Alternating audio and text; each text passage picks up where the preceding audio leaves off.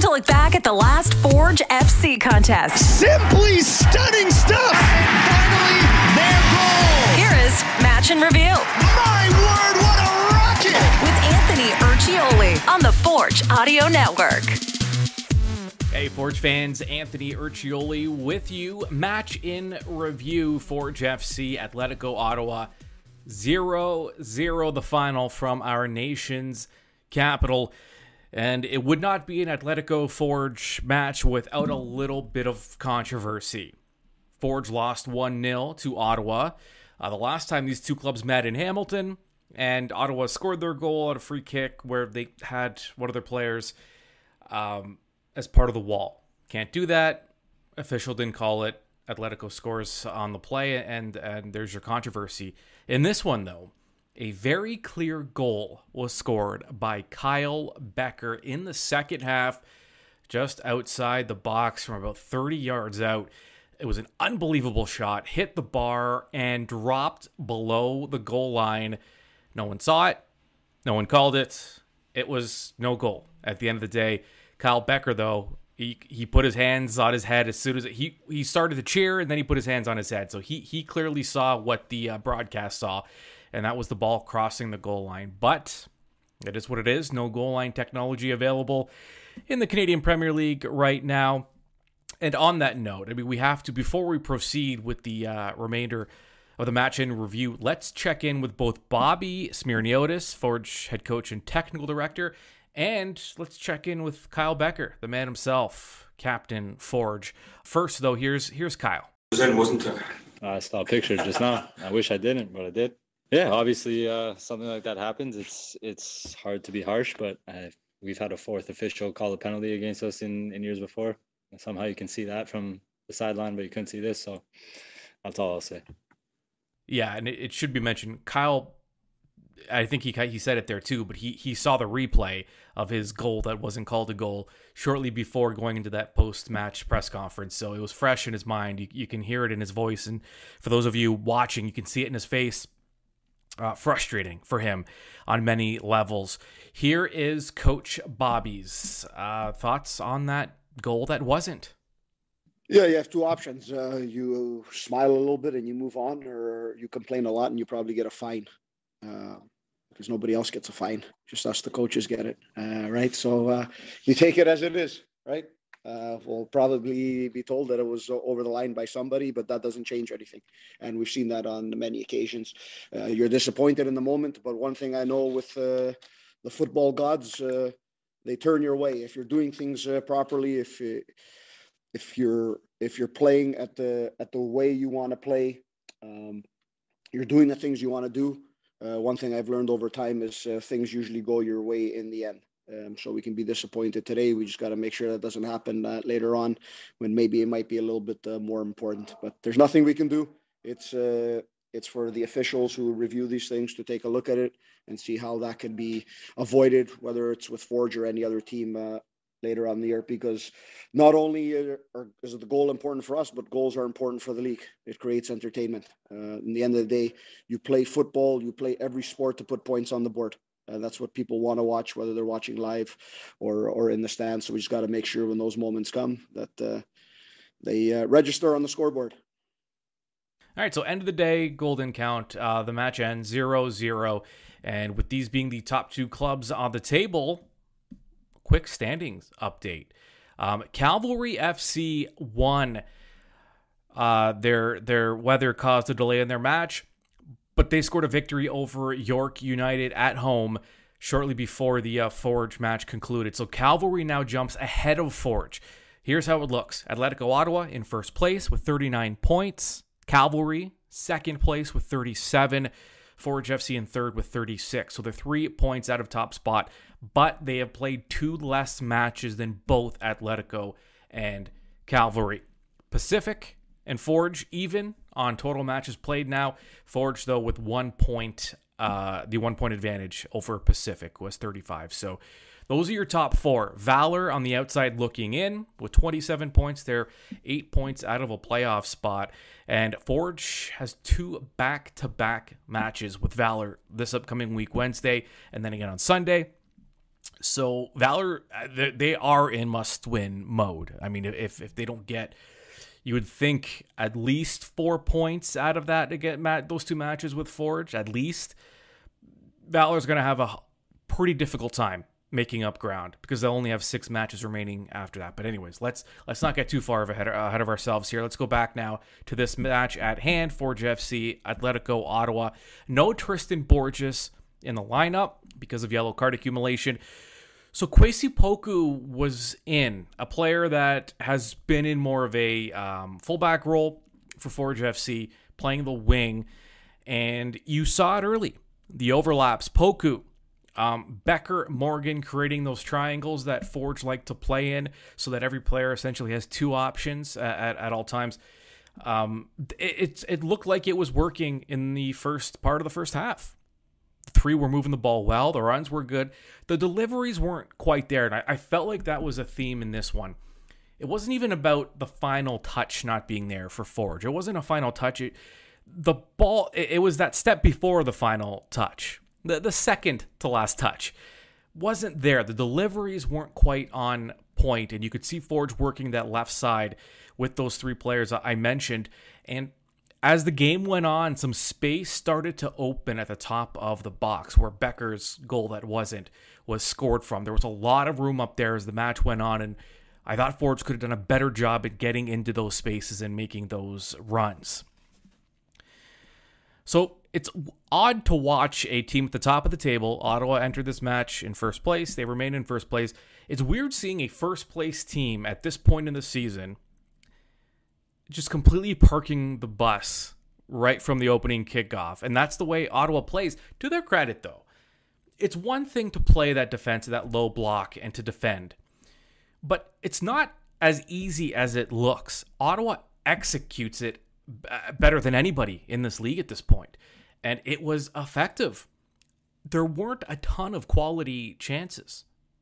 When you look at the final stats, and we'll call these unofficial because they're not from the league specifically, but here are the unofficial stats here at the end of the match. Ball possession, 58% in favor of Forge, so they did have the ball a lot, as you'd expect against a team that's playing in that low block. Shot attempts, 10-7 in favor of Ottawa. Shots on target, 2-1 in favor of Ottawa. Forge have not scored a goal in their last 3 matches now, after being on an absolute goal-scoring tear, scoring nearly 3 goals a match at one chunk of the season. And it's been a bit of a struggle as of late. Continuing with our stats, attacks, unofficially, 119-74 in favor of Forge. Dangerous attacks, 75-54. So Forge, it's because Forge was in that, they spent a lot of time in that attacking third. They couldn't really break through it, and full marks to Ottawa. Here is head coach Bobby Smyrniotis and his thoughts on the match and Forge's inability to cash in officially. And I think those opportunities were there for us, and that's the disappointment today. I don't think we took those opportunities in the spaces that we knew we could find against Ottawa. And that's a discussion we'll have with the players and the team, because you prepare for something, you do something, and then maybe the players see something differently in the live action of the game. So of course we want to come in here and we want to get 3 points. That's important for us, but we also know that there was no way we can leave 3 points coming away from here. So it's kind of an interesting game that way, and that's where we are at this point of the season, I think, for all of the teams. Where we are, and like I said, I think Ottawa was good on both sides of the ball today, and that made it for a very good match. And I mentioned Borges being out. Bobby was asked about the fact that, I mean, we knew the whole week that Borges was not going to be in the lineup for this one. And how did that impact Bobby's game planning to know that you're not going to have a dynamic player like Borges in the lineup for a really important match? Maybe we moved players in different zones of the field. So the shape didn't necessarily change, but maybe the players that were going into certain areas. But the preparation was good this week. You know, he's not going to be in there, and we're a deep squad around the park that can move things around with the players. So it's usually not something that phases me and the coaching staff or the players. It's an opportunity for our next player. Today, young Kwesi Poku's gone in there to play a role he's traditionally played as a left back. for us in the season. We played him in a bit more advanced role. That could be a risky decision in such a big game, but for young guys, it's good to throw them in the fire because that's the way you learn, and you learn what they have in that moment, not what they have for the future. You don't judge them on that. But it's a great opportunity for them to get themselves moving, and something that was a little bit more difficult for him today, asking him to play a new role. So Forge started with Poku, Pacius, and Campbell. It wasn't until the second half we had the rare triple switch. It was Sissoko, who was playing midfield, came off. Noah Jensen came in. This is all in the 78th minute, the triple switch. So Sissoko came off, Jensen came on, Pacius came off, Jordan Hamilton came on, and then it was Taron Campbell coming off, and number 14, Emery Welshman, taking his place. So you started with the three I mentioned with Poku and Campbell and Pacius. Poku was subbed off as well, and David Choinière came on. And you noticed Choinière, they're different players, right? Poku, Choinière, and you saw that just extra little burst of pace, and you just saw that Choinière, the energy was there. I mean, you bring a guy on with full energy like that, and it's going to be noticed, especially in a match like this that was so hard fought. There wasn't, when space was battled for, they were intense one-on-one battles, a lot of sliding, a lot of tackling, and the officials, besides missing that obvious goal, the officials, they had a really good match in terms of just letting them play. This was a playoff type match, and it was obvious. Now, I did feel like Forge started forcing things. They played better in the second half, but there were periods there where it looked like they were frustrated, which is understandable when you're playing a team that defends like Ottawa can. There was some forces, there were some turnovers, and Ottawa was dangerous on the counter. Tristan Henry, I don't know how many times we have to say this. Tristan Henry, he may not face a ton of shots a game. That's what happens when your team possesses the ball between 55 and 65% of the match, week in, week out. But Tristan Henry came up huge in this one. Ottawa knows how to... It's when you can defend the way they defend, but you also have players with quality. It just, that counter is so dangerous. And Forge had to make sure they didn't drop 3 points in this one. Henry was good, and the defending was strong. It was very strong. Alessandro Hojab-Rapport had a phenomenal game defensively, playing that holding midfield position. He was all over the ball, and Ottawa just did not have a ton of time on the ball. They got their chances, but they didn't have a lot of time to take that extra touch. And a lot of that comes down to those central defenders with Urciuoli Janssen and Dominic Samuel in this one, and then Hojab-Rapport played that holding midfield position perfectly, and also allowed Bekker and Sissoko to play on more on that attacking side of the ball. So full marks to Hojab-Rapport and the defensive unit as a whole. But Ali stood out especially with, he throwing his body around and just was blocking shots, and he sold out several times inside the box to make sure a ball didn't get through. So they defended extremely hard, and both teams did. So full credit where it's due for both clubs. And they're defending, and they're defending in this one. One of the keys to the match was capital C, as in our nation's capital, and C as in the captain, the captains, the leaders. Only one guy wears the armband, but there are a lot of leaders on this club. Bekker, we knew that they had to be a factor in this one. When you're in a playoff type matchup, you want to be able to rely on your veterans, on the guys that have been there, to at least lead the way. And they did that. Bekker did that by scoring. Tristan Henry, another one of those leaders, Dominic Samuel, Urciuoli Janssen. There's so much veteran leadership on this club that it's hard to miss. But in this one, the leaders were the leaders, just in the effort they put forth. And Forge not happy with their level of aggression and tempo in that last match. It was better, but Bobby said something that was interesting. He thought that Forge was really only at 50% in this one of their capabilities. So a lot left to be desired, and that's okay. This is a team that, the standard is excellence, and if you fall below that, there's going to be some criticism levied. That's the cost of being a good club with a impressive track record. The expectations are always going to be high. Now, Forge they do have those games in hand on both Calgary and Ottawa, so they're still in control of their own destiny. But Bekker talked about those matches in hand and how, at the end of the day, they only mean something if you're able to get points out of them. Yeah, I mean, I think in this league, across the whole, if you don't respect the opponent, someone can upset you on any given day. That's a testament to the talent throughout the league. But yeah, in the top four, it's competitive. No one really wants to separate from anyone else. And you mentioned, yeah, we have those 2 games in hand, but those 2 games in hand are only great if we do something with it. And we need to start capitalizing on these chances. We need to start getting 3 points. We need to put them in the bag, especially after these last 3 games. We know that we have a massive trip coming up to Winnipeg, and we have to do the business. Now, if you're watching this match on TV, it was very clear. Anyone that's been to a Forge match would recognize the chants that were coming through on the television, on the One Soccer broadcast. A lot of Forge fans in attendance that made the trip, that made the long trip to Ottawa, the 6.5 hour, whatever it is, to Ottawa. And both Bobby and Kyle Bekker talked about just being able to, you're on the road, hostile territory, to be able to look up and see your own supporter section in Ottawa. It's a great feeling. And both Bobby and Kyle echoed that. First we'll hear Bobby, and then we'll listen to Kyle. Yeah, I think it's twofold. One, it's excellent for us. It's excellent for our team to have that support, to be able to look in the stands and see that there's somebody behind you, hear the noise. And then beyond that, I think it's fantastic for the league.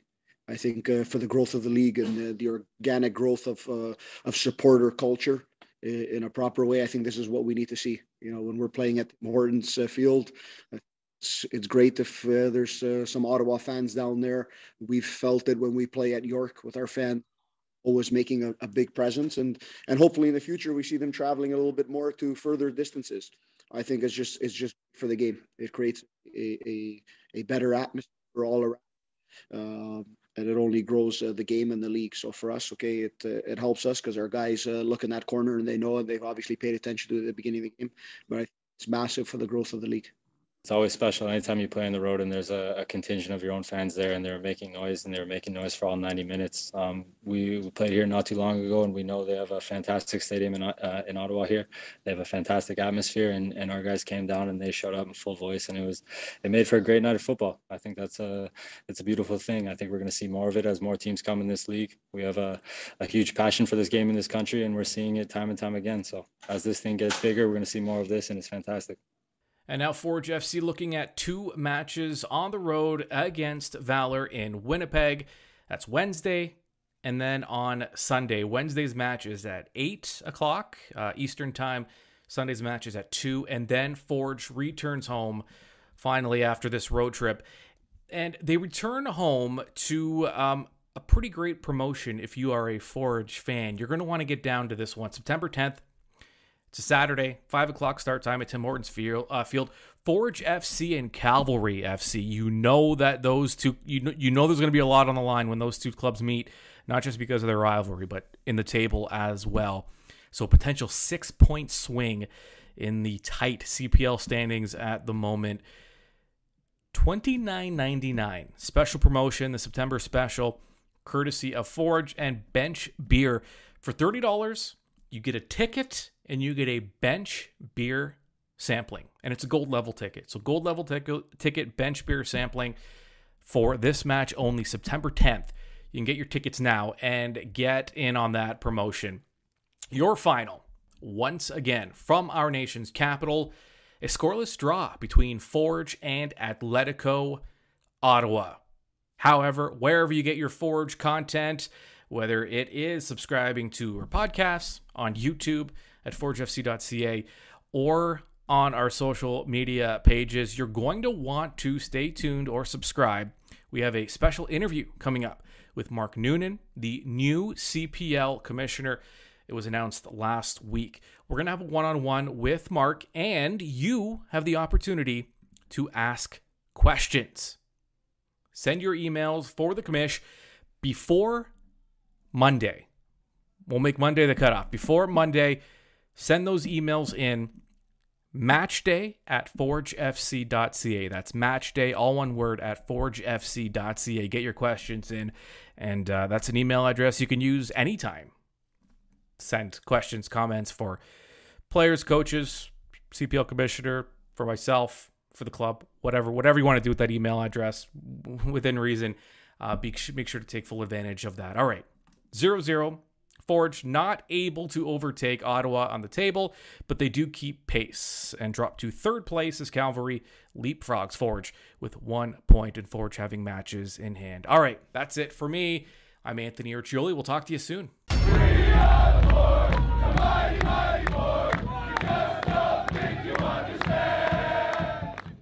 This has been Match in Review with Anthony Urciuoli on the Forge Audio Network. For the latest on all things Forge FC, subscribe on Spotify or wherever you get your podcasts.